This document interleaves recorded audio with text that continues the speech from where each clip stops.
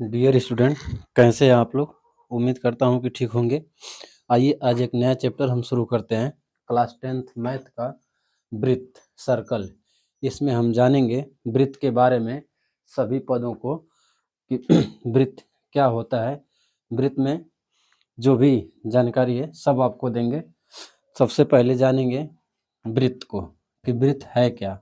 वृत्त की डेफिनेशन जानेंगे। वृत्त किसे कहते हैं। वृत्त जो है समतल में स्थित उन बिंदुओं का समूह जिसकी एक निश्चित बिंदु से दूरी समान होती है। वृत्त जो है, वृत्त की डेफिनेशन समझिए कि वृत्त जो सर्कल में स्थित उन बिंदु, जैसे इस बार ये हम वृत्त खींचे तो इस पर अनेक बिंदु, अनंत बिंदु हैं। इन्हीं अनंत बिंदुओं को हम अगर मिला दें जिसकी एक निश्चित बिंदु से दूरी समान है तो इसी को हम क्या कहेंगे, वृत्त कहेंगे। और इस निश्चित बिंदु को हम कहते हैं वृत्त का केंद्र। इस निश्चित बिंदु को हम कहेंगे वृत्त का केंद्र। और इस निश्चित बिंदु से और इस बिंदु को मिलाने वाली दूरी को हम कहेंगे वृत्त की त्रिज्या। तो ये हो गई त्रिज्या। त्रिज्या को आर से दिखाते हैं और केंद्र को ओ से दिखाते हैं, ठीक ना। तो ये हो गई आपकी वृत्त की डेफिनेशन। इसके बाद समझते हैं वृत्त की परिधि। वृत्त की परिधि क्या होती है। परिधि जिसको सरकमफ्रेंस कहा जाता है, ठीक है।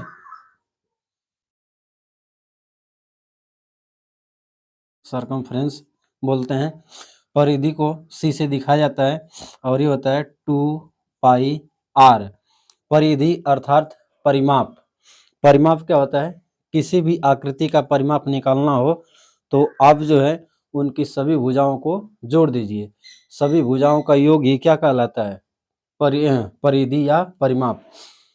अन्य जैसे किसी भी आकृति का आपको परिमाप निकालना है, जैसे हमें अगर आयत का परिमाप निकालना हो तो 2 कोष्ठक में लंबाई प्लस चौड़ाई। वर्ग का परिमाप निकालना हो तो वर्ग में चारों भुजाएं बराबर होती हैं तो वर्ग का हो जाएगा 4 गुणे भुजा हो जाएगा। त्रिभुज का निकालना हो तो तीनों भुजाओं को जोड़ दीजिए। अगर समबाहु त्रिभुज है तो 3 हो जाता है।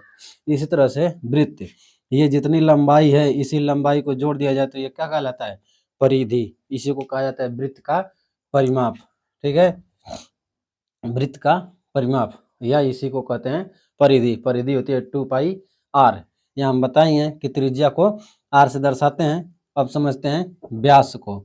व्यास, वृत्त का व्यास। वृत्त का व्यास, व्यास को क्या कहते हैं, डायमीटर कहते हैं, ठीक है।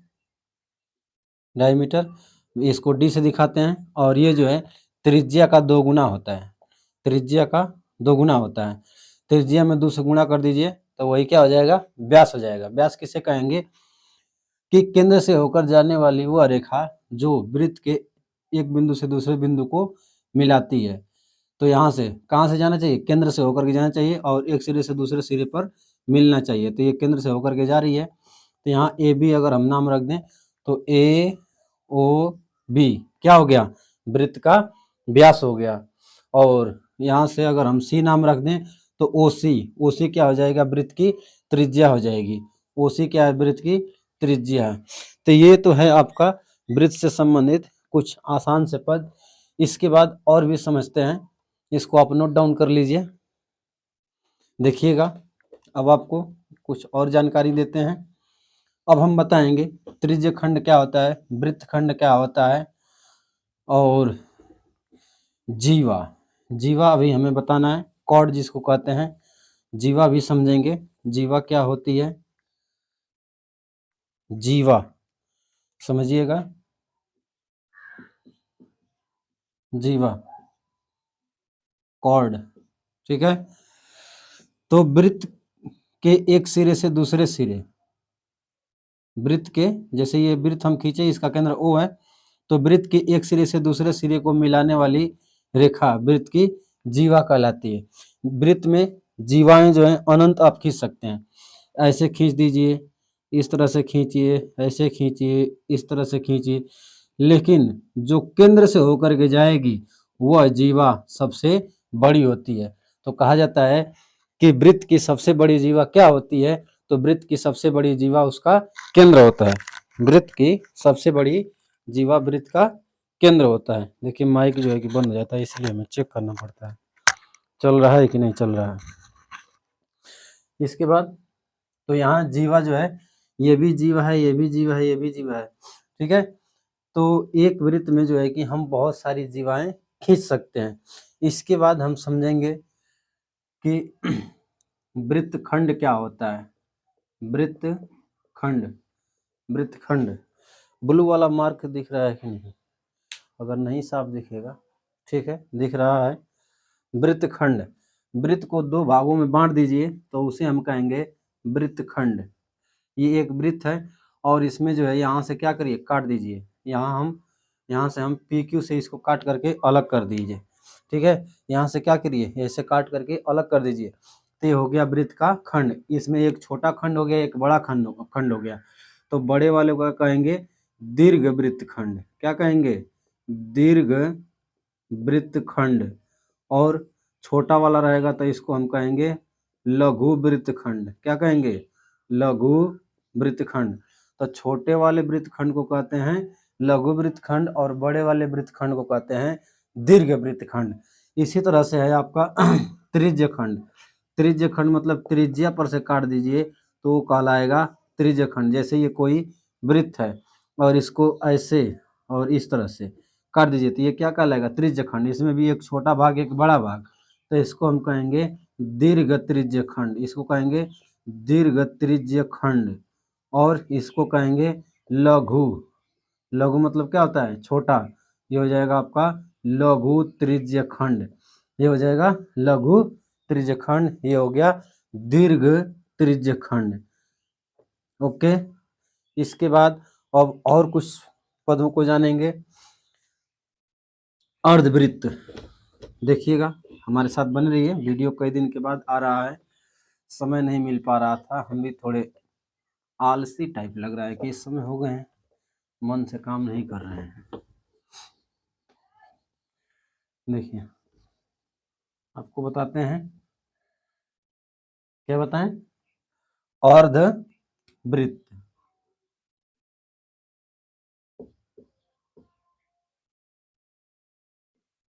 अर्धवृत्त इसको क्या कहेंगे? Semi circle. सेमी सर्कल एक वृत्त है और वृत्त को जो है कि उसकी उसके व्यास से काट दीजिए। जैसे ये वृत्त है और यहाँ से इसको काट दीजिए, ये क्या हो गया? अर्धवृत्त हो गया। नहीं तो यहाँ से ऐसे काट दीजिए, ऐसे काट दीजिए, ऐसे काट दीजिए। कहीं से भी आप काट देंगे तो वो क्या कहलाएगा? वृत्त का तो खंड कहलाएगा, लेकिन आधा आधा में काट दिए तो ये हमारा कहलाएगा अर्धवृत्त। ठीक है, क्या कहलाएगा? ये अर्धवृत्त। और एक बहुत अच्छी बात भी है इसमें कि अर्धवृत्त में बना कोण समकोण होता है। अर्धवृत्त में, इसको नोट कर लीजिएगा, आगे काम करेगा। अर्धवृत्त में बना कोण समकोण होता है। अर्धवृत्त में बना कोण समकोण होता है। कैसे? ये देखिए, ये हम अर्धवृत्त बना रहे हैं, ये अर्धवृत्त, ठीक है। अर्धवृत्त, इसमें जो भी आप कोण बनाएंगे, जैसे यहाँ से लेकर के ऐसे बनाए तो यहाँ कोण कितना? 90। यहाँ लेकर के ऐसे बनाइए, क्या होगा? 90 होगा। यहाँ से लेके इस पर बनाइए, क्या होगा? 90 डिग्री। यहाँ से लेके इस पर बनाइए 90 डिग्री। तो ये जितने भी कोण बन रहे हैं सब कितने हैं? सब 90 डिग्री के हैं। तो कहा जाता है कि अर्धवृत्त का कोण समकोण होता है। अर्धवृत्त में जो भी आप कोण बनाएंगे वह कितने अंश का बनेगा? 90 अंश का बनेगा। इसके बाद अब हम समझेंगे जो मेन इसमें हमें पढ़ना है 10th के सिलेबस में, वृत्त वाले चैप्टर में, वो क्या है आपका? वृत्त से संबंधित परिभाषाएं तो हम आपको बता दिए। अब जो है कि हमें स्पर्शी के बारे में पढ़ना है। तो अब हम शुरू करते हैं वृत्त की स्पर्शी। स्पर्शी किसे कहते हैं? स्पर्शी होती क्या है? एक वृत्त में कितनी स्पर्शी आप खींच सकते हैं? एक बिंदु के समांतर कितनी स्पर्श रेखाएं आप खींच सकते हैं? ओके, देखिएगा, ये एक हम वृत्त खींच दिए। वृत्त जिसका केंद्र क्या है? O है। अब यहाँ से अगर हम कोई रेखा खींच दें तो ये क्या कर रही है? न वृत्त को काट रही है, न वृत्त को टच कर रही है, स्पर्श भी नहीं कर रही है। तो इसको हम कहेंगे अस्पर्श रेखा। क्या कहेंगे, अस्पर्श रेखा। इसके बाद अगर इस तरह से एक रेखा हम खींच दें सर्कल में और ऐसे हम इसको अंदर से खींच दें तो ये इसको काट रही है, इसको छेदते हुए जा रही है, तो इसको हम कहेंगे छेदक रेखा। इसको हम कहेंगे छेदक रेखा। एक रेखा हम ऐसे खींच लें, एक वृत्त ऐसे खींच करके, और इसमें हमें एक रेखा ऐसे खींचें कि यह वृत्त को केवल एक बिंदु पर काटे, तो ये हमारी कहलाएगी स्पर्श रेखा। ये क्या कहलाएगी, स्पर्श रेखा, जो कि हमें इस चैप्टर में यही पढ़ना है। स्पर्श रेखा, यही क्या है, स्पर्श रेखा है। यानी वृत्त की स्पर्श रेखा वह रेखा होती है जो वृत्त को केवल और केवल एक बिंदु पर काटती है, एक बिंदु पर प्रतिच्छेद करती है। अगर वह दो बिंदुओं पर प्रतिच्छेद करेगी तो वह स्पर्श रेखा नहीं रहेगी, वह छेदक रेखा रहेगी। स्पर्श रेखा केवल एक बिंदु पर काटती है और अस्पर्श रेखा न काटती है न स्पर्श करती है। तो अस्पर्श हमें नहीं जानना है, छेदक रेखा के बारे में थोड़ा सा जानना है, स्पर्श रेखा तो हमें भली भांति पढ़ना है। अगर आप देखें तो स्पर्श रेखा एक हम खींचे, अगर इसके समांतर हमें स्पर्श रेखा खींचना है तो यहाँ से खींच नहीं सकते हैं, क्योंकि खींचेंगे तो वह छेदक रेखा हो जाएगी। इधर कहीं पर भी आप खींचेंगे तो वह छेदक रेखा हो जाएगी। तो इसके समांतर हमें रेखा खींचना है तो हम इधर से खींच सकते हैं, इधर से। तो ये क्या हो गई, तो एक स्पर्श रेखा के समांतर कितनी स्पर्श रेखा होती है, केवल और केवल दो होती है, एक इधर से एक इधर से, कहीं से भी आप खींचिए। अगर आप यहाँ से खींचते हैं तो यहाँ से खींच सकते हैं, इधर से खींचेंगे इधर से खींच सकते हैं, ऐसे खींचिए तो ऐसे खींच सकते हैं। तो एक स्पर्श रेखा के समांतर रेखा, ठीक ना, यानी वृत्त में स्पर्श रेखाएं कितनी समांतर होती हैं, तो केवल और केवल दो। अगर एक बिंदु पर स्पर्शी की बात करें तो एक बिंदु पर स्पर्शी जो है आप बहुत सारी खींच सकते हैं, ठीक है। एक बिंदु पर जैसे एक ऐसे गई, ठीक ना, एक इस तरह से। लेकिन अगर छेदक रेखा तो छेदक रेखा तो बहुत ही हो जाएगी। तो स्पर्श रेखा एक बिंदु पर स्पर्श करती है इसमें। और कुछ इसके बाद आपको हम प्रश्नावली 10.1 पढ़ाते हैं। 10.1 अभी हम खत्म कर देते हैं। इसके लिए एक थियरम है, उस थियरम को हमें जानना होगा कि वृत्त की स्पर्श रेखा त्रिज्या पर लंब होती है। ये थियरम है, प्रमेय है, जानना है कि वृत्त की स्पर्श रेखा त्रिज्या पर लंब होती है। बहुत आसान सी है, तो इसको हम समझते हैं। प्रमेय प्रमेय नंबर 1, वृत्त की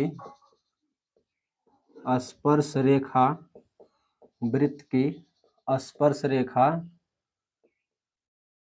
त्रिज्या पर लंब होती है, त्रिज्या पर लंब होती है। यह हमें यानी अगर कोई वृत्त मान लीजिए कि दे दिया, ये ऐसे एक वृत्त दे दिया जिसका केंद्र O है और इस पर हम एक स्पर्शी खींच देते हैं,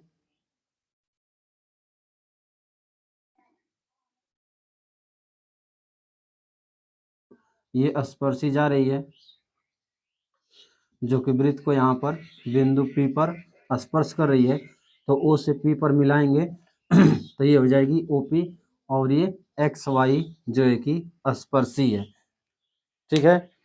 तो देखिएगा हमें क्या सिद्ध करना है कि वृत्त की स्पर्श रेखा त्रिज्या पर लंब होती है। यानी हमें सिद्ध करना है, क्या सिद्ध करना है, सिद्ध ये करना है कि OP जो है वृत्त की स्पर्श रेखा त्रिज्या पर लंब होती है, यानी XY जो है यह OP पर लंब है। ये हमें सिद्ध करना है। इसमें हम कुछ काम कर लेते हैं, रचना कर लेते हैं।